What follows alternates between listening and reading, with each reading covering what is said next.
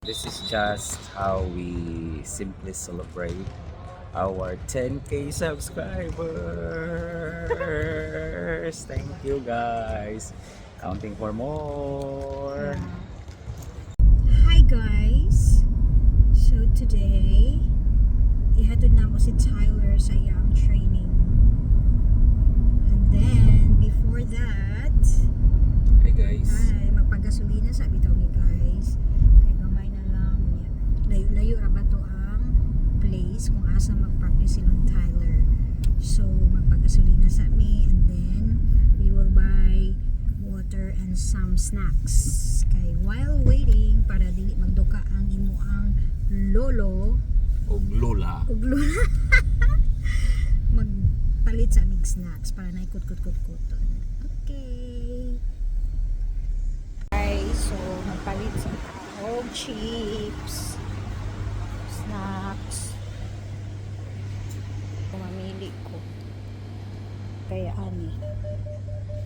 So, ayan guys, naay na palit si Tyler nga gamay kaayo nga pancake. Show Tyler wala na, ubos na. Grabe ka gamay guys, tapos mahal kaayo siya. So, kung sa pesos siya, naa siya sa 30 pesos. Pero gamay kay siya guys, as in wala nga tawa mi. Tapos, na rin isa nagkaon na siya kay gigutom. Pakanon kay basin sa puton. Puting bar lang. O gani. Nagkaon na. Okay, so alas 6 na pero hayag paghihapon no. So longer days karon diri sa Qatar.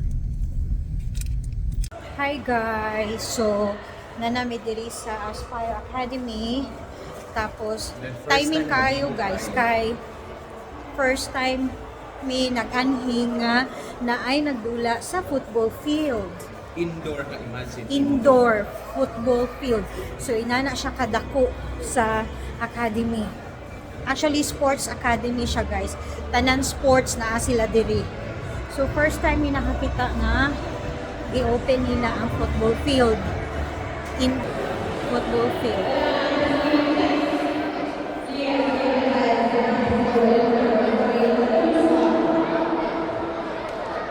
Ayan guys. So inana ka dato ang Qatar kay naa sila indoor football field guys. So yeah, fully air conditioned pag yun. So kini siya nga academy. So as what I have mentioned kanina, tanan sports naa sila diri.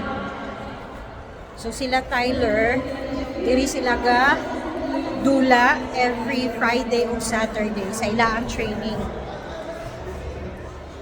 So munang daghan tao pud guys. Mao di ay kaganiha pag parking namo sa parking area, daghan sakyanan puno. So mao di ay kay naay dula diri sa football field nila. Pero actually human na ang event. So ang uban nanguli na. Pero naapay uban gihapon nga nagstay. So naapoy mga nagpractice og basketball dito sa pikas nga court. So sila Tyler dito po sa court pikas. Tapos aside sa indoor football field guys, naapod sila indoor track and field. So tanan lagi gyud as in. So diri sila tayo. Ayan mga kauban. Or mag-practice, mag-training.